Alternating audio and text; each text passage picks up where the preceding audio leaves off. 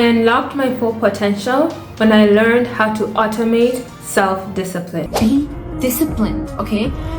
You need to have consistency over perfection. Most of us could probably do with a little bit more discipline in our life. Something wrong with you, and that discipline is the solution. Discipline is the ability to do hard stuff that you don't want to do. Discipline is the addiction and the obsession with discomfort. Hello, my name is Gloria and welcome to my channel. I've been a practicing lawyer for the past 5 years, and in this channel I give practical and doable personal development advice, merging concepts from personal development, philosophy, stoicism, spirituality, law of attraction to make personal development and self-improvement the most practicable. So in today's video, I'll be giving you the 6-step process to gain self-discipline and achieve your most ambitious goals. This will unlock your full potential because without self-discipline, you can hardly do anything. If you are extremely talented, but you're not prepared to practice and rehearse and drill and fall and fail forward to the next attempt, you will never make it as a pro. You will never make it as a pro business person. You'll never make it as a pro husband or wife or athlete or musician. The first step of the 6-step process is to make a decision. When you make a decision, it means that you're all in. You're not willing to back out. You're committed and you're willing to do what it takes to make your dreams come true. When I was in university, before I made the choice that I was leaving this old identity of an indisciplined, immature person and upholding this new identity of a disciplined A student, someone who can achieve big goals and things like that, I had to make a decision.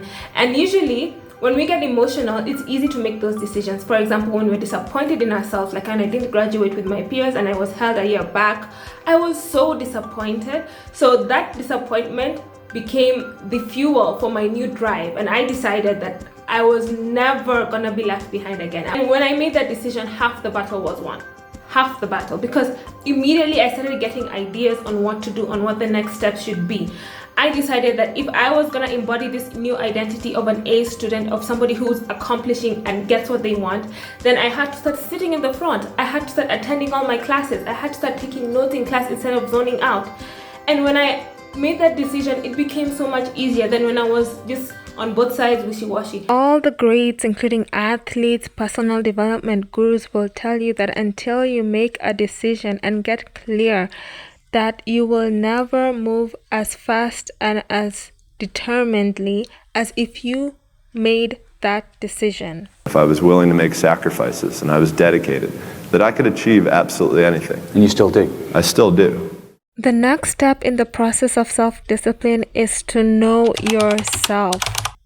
Not every advice is for you. You have different situations. I live in a different country. I may be a different gender from you. I have different parents than you. I have different siblings. I have different experiences. Things in my country don't work the way things in your country work. I have different likes and dislikes. So knowing yourself will put you in alignment in the easiest path to reach where you want to go. For example, when I decided that I was now gonna be a person who's successful and who can graduate university and who can get a good job and who can make my own money, when I decided to do that, I had to learn about myself. I don't do well in study groups. I will just get distracted and start yapping and talking to people and distracting them. And it never really felt good to me to study in a group. So I had to learn that I study best on my own. I had to learn how many days it takes for me to absorb information. Somebody else might be completely different. And that's okay because different people bring different things to the table. Now, the third step of the 6-step process is to know your goals. Know what you want. Get clear on that. Know thyself. Know thy enemy. 1,000 battles, 1,000 victories. The art of war comes into play. Knowing your enemy. Once you've known yourself, you gotta know your enemy so that you can win all the battles. So you have to know what it is you want, right? For me, for example, when I was studying for the bar exam, I had to know what kind of exam is coming up. Is it like the exams I've been doing in university, Or is it more difficult? Is it easier? And I learned that it was more difficult because it had more content. Not because like the nature of the content is difficult, but just because it's a large amount of content in a short amount of time, right? So I was like, okay, then I need to increase the hours I'm studying, because what I was doing in university and in college won't work when I'm studying for the bar exam. That's knowing your enemy. I want to get fit. This is what it's going to take to get there. In the fourth step of the process, we are now beginning to take action, and that is we start by chunking it down and starting small. Starting small is a simple but universal truth that so many people ignore and end up failing. Starting small is the foundation of great things. I start with a big, bodacious, scary, hairy goal, right? Then I immediately release that goal and chunk it down into 4 smaller goals that are bite-sized, digestible, and palatable. I can measure them every 90 days. Thing is, all the gurus, all the personal development experts talk about starting small because it works. How can you jump steps? Like if you are in kindergarten, you skipped kindergarten and went to the 5th grade, you never learned anything. Of course you're not gonna learn. Of course it's gonna be frustrating because you never took those first steps. There are levels of which you'll grow, and then your self-discipline will grow, and then you'll have more trust in yourself and you can do more. Even in the army, on day 1, they don't tell you to do the same things they tell you to do on day 100, on day 200. And those are some of the most disciplined people, right? Now here's the key to discipline. Start with the little disciplines, get excited over the little disciplines, and get right on those, because those will lead to the big ones. You can't handle the big challenges in life unless you take on the little ones. Make a list of all the things you can do, get right on those, discipline yourself for those, both for the results and for the muscle and for the practice.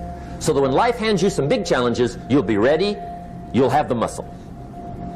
But see, if you don't handle the small ones, you can't take care of the big ones. Making your bed is the best because it's so easy. It's so easy. Literally, when I first started, my whole room would be a mess, but I'd have a clean bed. Now I cannot stay in a dirty room. But before, that's where I needed to start.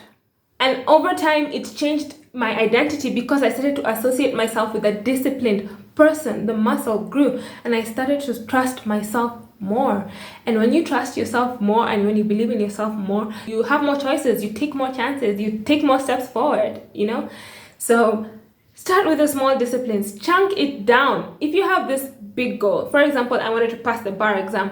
I didn't think of it as passing the bar exam. I thought of it as, what can I do today? How can I study today? And how can I be consistent? In fact, when it was almost like 2 months to the exams, I told myself, instead of thinking of, oh, what's going to come in the exam, I told myself, how can I use my time most effectively? And at that time, my intuition told me, hey, how about studying 8 hours a day? It sounds crazy, but at the time I had all the tools I needed and I had the strength to do it, and it was so aligned, right? And that's what I did, and then I passed the bar exam in one go. But if I didn't start small with, just going to class, taking notes, I wouldn't have had that trust in myself. That's the mistake I was making when I was in first year and second year of university. I would not trust myself because I know that I won't do the thing. When it's time to study for exams, I find a new series that's really interesting. 100 episodes I'm watching while I'm supposed to be studying. The fifth step is consistency, because doing something small on one day won't really make a difference. But using the power of compounding and time, we can make consistency our superpower. I used to miss this. I would start all manner of disciplines and then quit. Even though they were small, I would do it for 2 months, 3 months. You have to make sure that you can do it over a long period of time. That's why you're very selective about what kind of habits you want to implement in your life, right? So you just don't choose anything that is hard and you can't stay consistent. Consistency is what will change that identity, help you to believe this is now who I am. I am now a disciplined person. I am now full of potential. I can do anything I put my mind to. Why? Because I have receipts. For the past 2 years, I have worked out. For the past 2 years, I have not drank any soda. In the past semester, I have attended all my classes. That's what gives you the confidence to move forward. The last step is called holding the pose. It pulls everything together. Now that you have the new disciplines, you maintain it. It's a maintenance period.